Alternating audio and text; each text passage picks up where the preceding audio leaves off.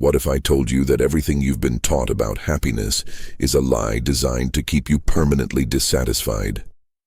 You've been programmed to believe that happiness is a destination, a promotion, a relationship, a purchase, or the approval of strangers. But look at your life right now. You have chased these things, perhaps you have even achieved them, and yet the restlessness remains. The void is still there. You are living in a state of constant, exhausting reaction, tethered to outcomes you cannot control, governed by opinions that don't matter, and drained by a world that demands your attention but gives you no peace in return. You are not living. You are surviving the noise. But there is a different way. The ancient Stoics didn't chase happiness, they built it. They constructed a fortress of the mind that no external hardship could penetrate. They discovered 12 fundamental truths that, if applied, will fundamentally shift your reality from one of chaotic reaction to intentional mastery. This isn't self-help fluff. This is ancient surgical wisdom designed to dismantle your false perceptions and rebuild your character from the ground up. If you are tired of being a leaf in the wind, pushed around by every emotional breeze, it is time to ground yourself. In this video, we are going to walk through 12 laws that will change your relationship with yourself and the world forever. You don't need more time, you don't need more luck, and you don't need the world to change. You only need to change your perspective. Are you ready to stop reacting and start commanding? Let's begin. Chapter 1. The Illusion of External Dependence. The greatest problem most people face today is a fundamental misunderstanding of where their power resides.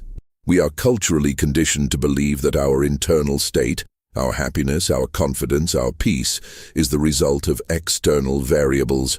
We think, I will be happy when I get that job, or I will be calm when my partner changes their behavior. This is the ultimate trap. It is a form of voluntary slavery. When you place your emotional well-being in the hands of the world, you give the world the right to dictate your life. If the world is chaotic, you are chaotic. If the world is critical, you are insecure. This is not a life of sovereignty. This is a life of dependency. The Stoics, such as Epictetus, were uncompromising on this point. There is only one thing in the universe that is truly yours, your faculty of choice. Your prohairesis. Everything else, from your reputation to your bank account, is a preferred indifferent. It is not that these things are bad, but they are not the source of your internal constitution. When you tether your identity to things you do not control, you are setting yourself up for inevitable suffering. The psychological mechanism at play here is external locus of control. When you live this way, every setback feels like a personal failure, and every criticism feels like a death sentence to your ego. You are constantly scanning the horizon for threats or opportunities, never truly resting, because you are never truly in charge. To awaken, you must recognize that your dependence on the external is a habit, not a necessity. It is a muscle that has been exercised by modern society, and it can be atrophied through intentional practice. The problem is that you fear taking back your power because taking back your power means taking total responsibility. If your happiness is caused by your boss, you can blame your boss for your unhappiness. It is easier to be a victim than a master, because a master must hold themselves accountable for their own reactions. You are likely reading this because you are done with the easy path of the victim. You want the heavy, beautiful weight of self-mastery. This requires you to cut the umbilical cord to external approval. It means understanding that while you cannot control what happens to you, you have absolute authority over how you interpret those events. Most people spend their lives reacting. Few learn the power of remaining calm, silent, and in control. If something in today's message resonated deeply with you, it's because a stronger version of yourself is trying to emerge. Thousands have already discovered the principles inside the silent power, and many say they wish they had learned them years earlier. +5. Exclusive bonuses. The silent power reveals timeless Stoic lessons for mastering emotions, building unshakable confidence, commanding respect without speaking, and developing the mental strength that cannot be broken by criticism, rejection, or adversity. The question is simple: will you continue reacting to life, or start mastering it? Get instant access through the first pinned comment and begin your journey toward true self-mastery today. We have discussed how you externalize your power, but now we must address the specific mechanism that keeps you tethered to that state: the if-only fallacy. This is the silent, pervasive error that poisons your present moment. You tell yourself, if only I had more money, I would be happy. Or, if only I had a better partner, I would be at peace. Or, if only my situation were different, I wouldn't feel this stress. This mental pattern is a form of cognitive addiction to the future, and it is perhaps the most effective prison ever built for the human spirit. The error here is the belief that happiness is a threshold you cross, rather than a state you cultivate. By framing your life around if only, you are effectively declaring that your current self is insufficient and your current circumstances are uninhabitable. You are in a constant state of waiting. You are treating the present moment as a mere waiting room for a real life that is always just around the corner. But here is the brutal reality the Stoics understood. The future you are waiting for will never arrive in the way you imagine. Even when you achieve the goals you think will save you, the if-only mechanism will simply shift its target. You will get the promotion, and then you will say, if only I had more authority. You will get the relationship, and then you will say, if only we didn't have these conflicts. This is the hedonic treadmill of the modern ego. It is a psychological loop designed to keep you running. When you live in the if-only space, you are never actually present. You are viewing your current life through a lens of deficiency. You aren't experiencing your day. You are evaluating it against an imaginary standard of perfection. You are judging your life as a failure because it doesn't match the movie playing in your head. This prevents you from seeing the immense value, the lessons, and the raw beauty of the struggle you are currently in. The Stoics, specifically Seneca, warned against this constantly. He noted that we suffer more in imagination than in reality. The if-only mindset is a direct invitation for anxiety and discontentment. It forces you to ignore the only reality you have, the hic et nunc, the here and now. You cannot build a foundation for happiness on the shifting sands of if only. You must build it on the bedrock of what is. To break this, you must realize that every time you say, if only, you are lying to yourself. You are telling yourself that your happiness is contingent on an external change. But happiness is not an event. It is a judgment. It is the decision to accept your current reality, not as a final destination, but as the materials you have been given to work with. If you are struggling, that is the work.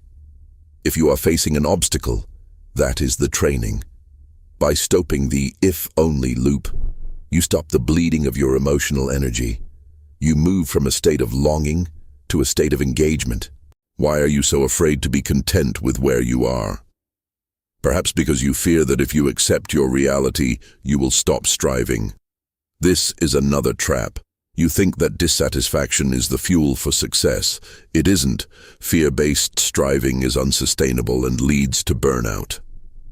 True, Stoic excellence comes from a place of clarity and commitment, not because you hate your current life, but because you are dedicated to the process of becoming, regardless of the circumstances.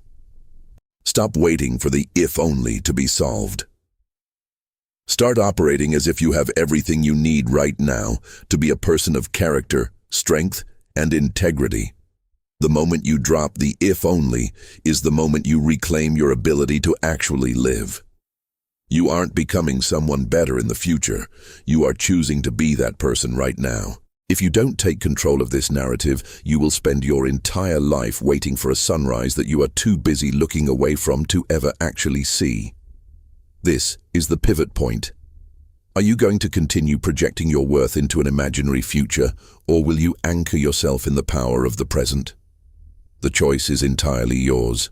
Title options: The Stoic Secret to Being Unshakable, Mastering Chaos, The Habit. You aren't practicing the hidden weapon of the ancient Stoics, how to become immune to life's disasters. The practice that changes everything, premeditatio malorum thumbnail. Phrases become untouchable. The Stoic Shield, Master the Chaos. Practice this now. Total immunity. Chapter 3, The Power of Premeditated Resilience. Now that you have abandoned the illusion of external dependence and shattered the if-only fallacy, you are standing on firmer ground. But here is the next inevitable challenge. Reality is indifferent to your new mindset. Chaos will still arrive. Hardship will still present itself. Most people walk through their lives with their guard down, assuming that because the sun is shining today, it will continue to shine tomorrow. They live in a state of fragile optimism, and the moment a setback hits, a job loss, a betrayal, a loss of health, it shatters them. They crumble because they are surprised by the inevitable. To cultivate true, unshakable strength, you must adopt a practice the ancient Stoics called premeditatio malorum, or the premeditation of evils. At first glance, this sounds like pessimism. It sounds like you are training yourself to be unhappy. But the opposite is true. This is the most powerful tool you have to build emotional immunity. The habit is simple, yet profound. Take a few minutes each day to visualize the challenges that could potentially occur. Don't do this out of fear. Do it with the cold, calculated eye of a strategist. Imagine you lose your source of income. Imagine someone you love says something harsh to you. Imagine you are rejected. Imagine your plans failing completely. Why would you do this? Because when you visualize these things in a state of calm, you strip them of their power to surprise you. You are essentially rehearsing your reaction. When you imagine losing your job, you realize that you would still be alive. You would still have your faculties, and you would still be able to rebuild.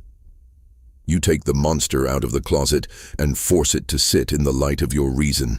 You realize that while these things would be painful, they would not be fatal to your character. This practice achieves two things. First, it prepares you so that when adversity arrives, you don't panic. Panic is the result of the unexpected.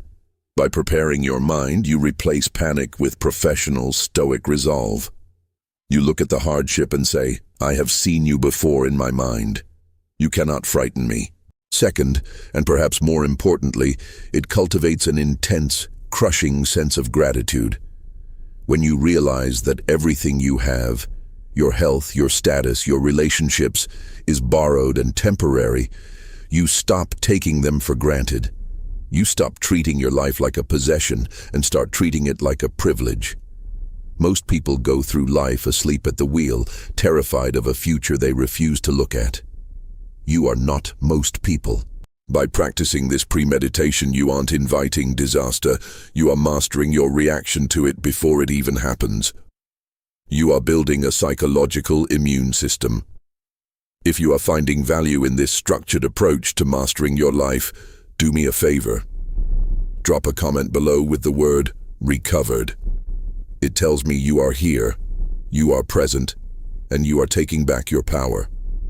If you haven't liked the video yet, hit that button now to support this mission of emotional clarity. But wait, having the habit of preparation is one thing. Understanding why your brain reacts so violently to chaos in the first place is another. Knowing how to prepare is the first step. But how do you override the biological impulses that scream danger when your world is falling apart? That is a deeper, more dangerous secret. In the next chapter, we're going to look into the specific biological and psychological mechanism that makes you tick. The one thing that is either your greatest weakness or your greatest weapon. You won't want to miss the logic behind your own fear. We have covered the what and the how of Stoic practice, but now we must confront the why. Why is it so painfully difficult to stay calm? Why, when someone insults you or a plan goes wrong, does your heart race, your palms sweat, and your mind flood with an urgent, desperate need to strike back or retreat? You aren't just weak. You are fighting a war against 3 million years of evolutionary programming. Your brain is not designed for happiness. It is designed for survival. Specifically, it is designed for a world that no longer exists. A world where every unexpected noise was a predator and every social rejection meant exile from the tribe, which essentially meant death. This is the biological mechanism of your emotional instability, the amygdala. This small, almond-shaped cluster in your brain is your internal alarm system. It is hypervigilant, constantly scanning your environment for threats. When you perceive a slight, a setback, or an uncertainty, your amygdala hijacks your rational mind. It triggers a flood of cortisol and adrenaline. It pulls the emergency brake on your prefrontal cortex, the part of your brain responsible for logic, long-term planning, and emotional regulation. This is why, in the heat of a moment, you lose your composure. You aren't being stupid. You are being hijacked by your own biology. Your brain has decided that the person who cut you off in traffic or the email that challenged your ego is a life or death threat. It forces you into a fight or flight response, making it physically impossible to be calm, rational, or stoic until the chemicals dissipate. However, the Stoics discovered an ancient hack for this biological override.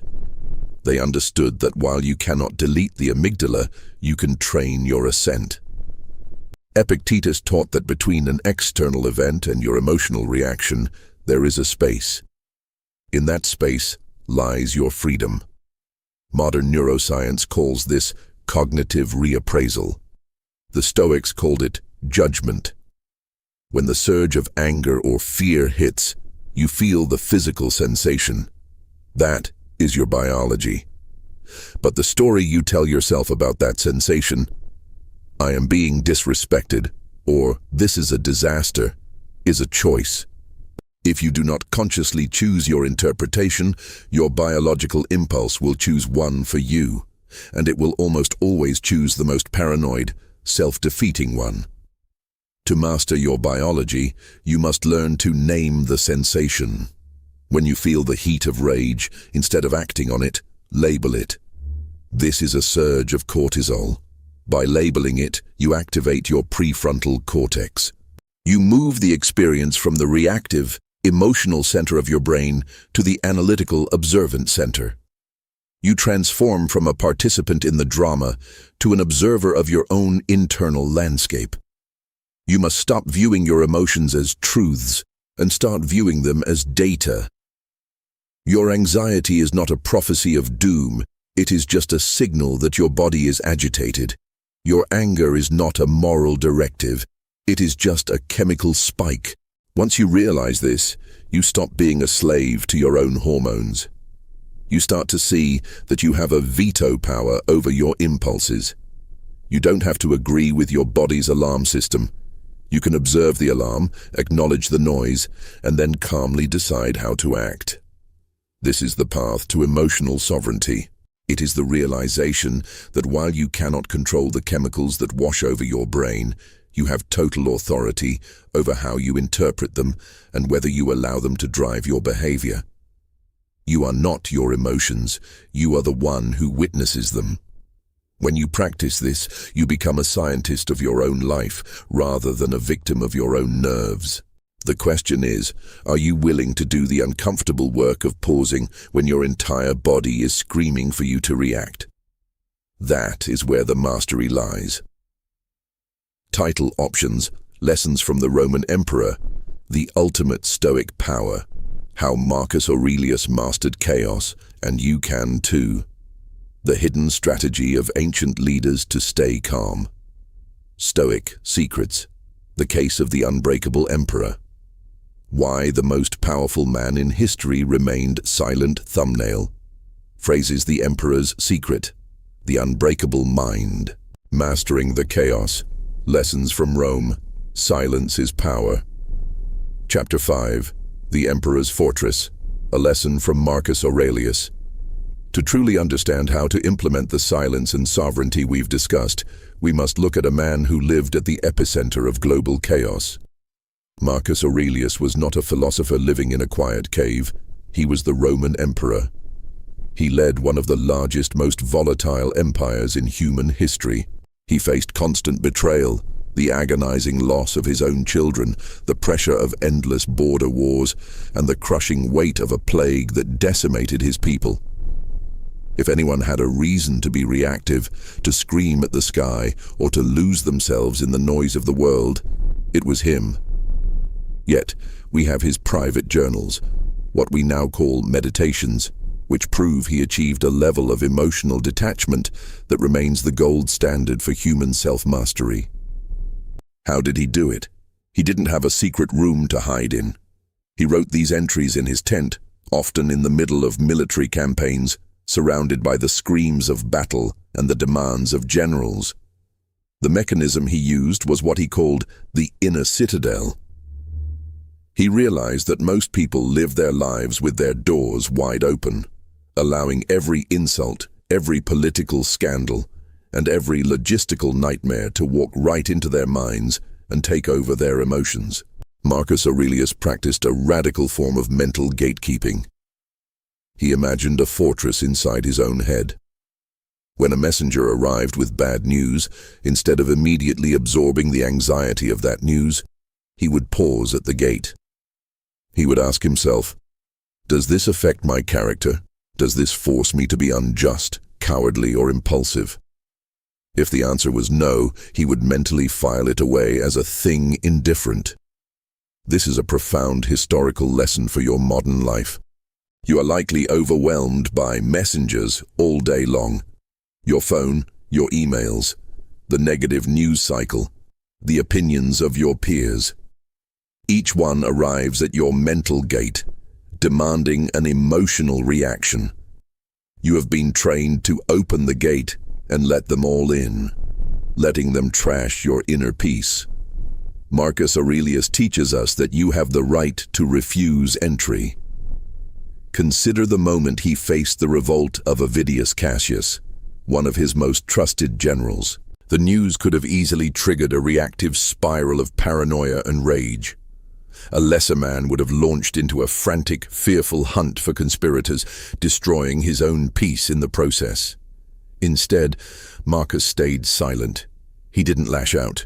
He didn't spend his energy in a rage-filled reaction. He analyzed the situation with clinical precision, maintained his focus on the duty he owed to his people, and acted with composed intelligence.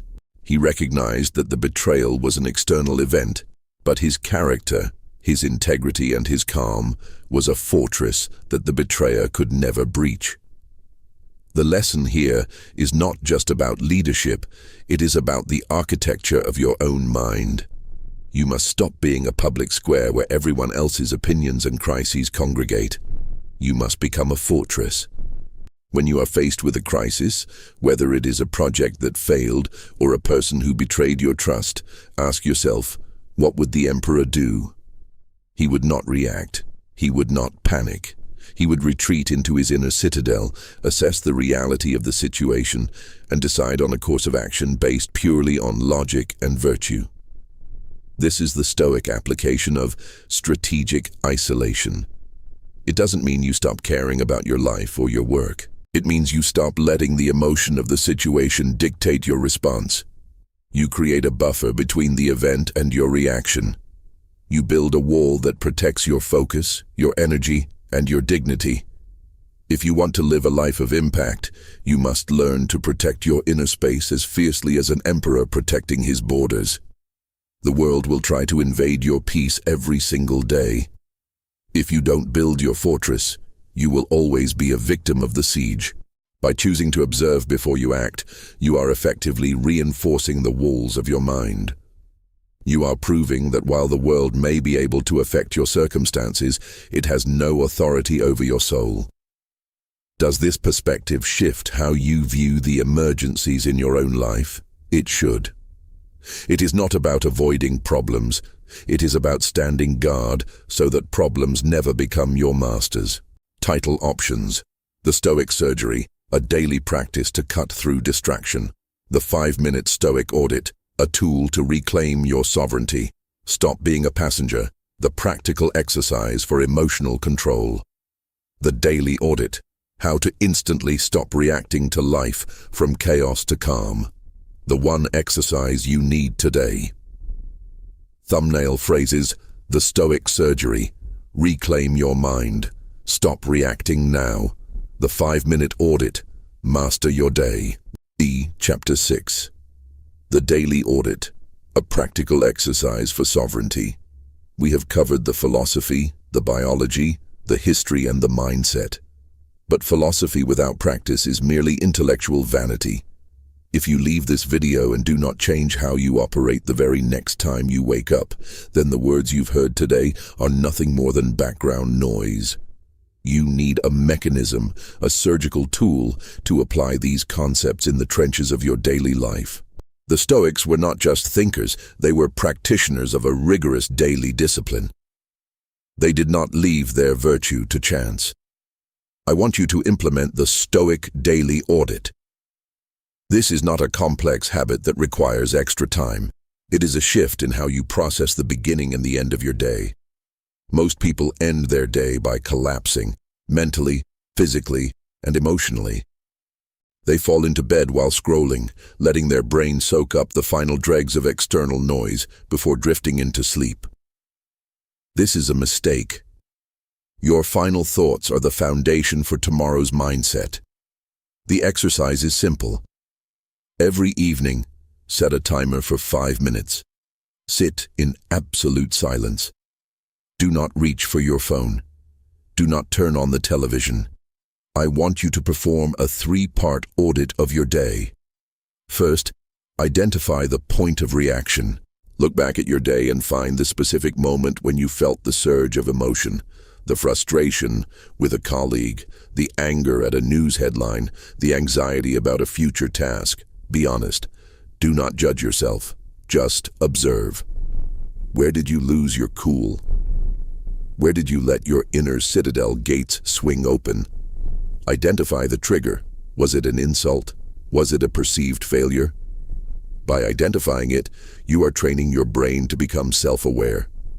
You are teaching your prefrontal cortex to watch the amygdala in action. Second, perform the Stoic reversal. Reimagine that same moment, but this time, visualize yourself acting as the version of you that you want to become. If you yelled, see yourself staying silent. If you panicked, see yourself breathing through the sensation, acknowledging the cortisol, and choosing a calm, deliberate path. You are literally rewiring your neural pathways by rehearsing the correct response. Neuroscience confirms that when you visualize an action vividly, your brain treats it with similar weight to actually performing it. You are preparing your future self to handle that trigger differently next time. Third, acknowledge the dichotomy of control. Ask yourself, what part of this struggle was actually in my power and what part was not? You will realize that 90% of the frustration you felt today was tied to things you could not control. The behavior of others, the outcome of events, the past. Cross those off. They are irrelevant to your worth. Focus only on the 10%, your own response. This process, repeated daily, will slowly but surely change your baseline. You will start to notice that you are catching yourself before you spiral. You will start to see the triggers coming before they even land. This is not about being perfect. You will fail. You will lose your temper. You will get distracted. That is not the point. The point is that you are no longer a blind, reactive creature of habit. You are a student of your own life. You are auditing your performance. You are holding yourself to a standard of excellence that the rest of the world has forgotten. Most people never do this. They live their lives in a blurry, reactive daze, repeating the same mistakes for decades. By doing this 5-minute audit, you are separating yourself from the masses. You are moving from the state of a victim to the state of an observer, and eventually, the state of a master. The audit is uncomfortable because it requires you to admit where you were weak. But remember, your weakness is not a failure. It is your training ground. It is the data you need to become better. Are you willing to spend 5 minutes tonight to gain control over your entire tomorrow? If you are already halfway to mastering your reality. Now, we have reached a critical point. You have the tools, the history, and the practical exercise. But there is one final existential shift you must undergo to solidify this new identity. This is the transformation that bridges the gap between trying to be a Stoic and becoming a person of unstoppable, silent power. Title options. The Final Awakening, Reclaim Your Life Today. From Reaction to Sovereignty, Your Stoic Transformation. The Silent Shift, How to Become Unstoppable. The Last Lesson, Why You Are the Master of Your Reality. Awaken Your True Potential. The Stoic Path to Freedom. Thumbnail phrases the final awakening. Claim your freedom. Stop being a victim. Unstoppable mind. The ultimate shift. Chapter 7. The final awakening. Becoming the architect of your soul. We have traversed a long path. You have confronted the illusion of external dependence, dismantled the if-only fallacy, fortified your mind with premeditation, mastered your biological impulses, adopted the emperor's discipline, and engineered your daily habits through the Stoic audit. You are no longer the person who started this video. You are now equipped with the tools to see the world as it truly is, a neutral landscape of events. And you have learned that the only thing that truly matters is the posture of your own soul. But there is one final existential hurdle. Many people learn these principles, they nod their heads in agreement, they feel a momentary flicker of inspiration, and then they walk out the door and fall right back into the same old patterns. Why? Because knowing is not the same as being. To truly wake up, you must reach a point of identity shift. You must stop doing Stoic practices and start being a Stoic soul. The final awakening is the realization that your character is the only legacy you will ever leave behind. Every single choice you make today is a brick in the monument of your life. When you choose to remain calm in the face of chaos, you are building your soul. When you choose to speak with intention, you are refining your humanity. When you choose to take responsibility for your reactions, you are claiming your sovereignty. You are no longer a spectator of your own life, watching with fear as events unfold. You are the architect. You are the one who decides what these events mean. This is the ultimate secret of the Stoics. They realize that life is not happening to you, it is happening through you.